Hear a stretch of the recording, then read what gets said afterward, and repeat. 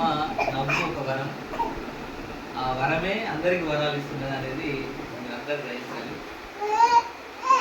నవ్వులు మాయమ్మ నవ్వులు, దుర్గమ్మ నవ్వులు, కోటి వరాలు శతకోటి వరాలు, కోటి వరాలు శతకోటి వరాలు.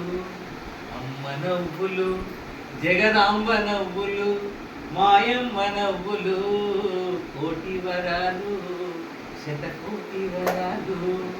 జగమంత ఏలేటి జగదీశ్వరి, లోకాలను పాలించే విశ్వేశ్వరి.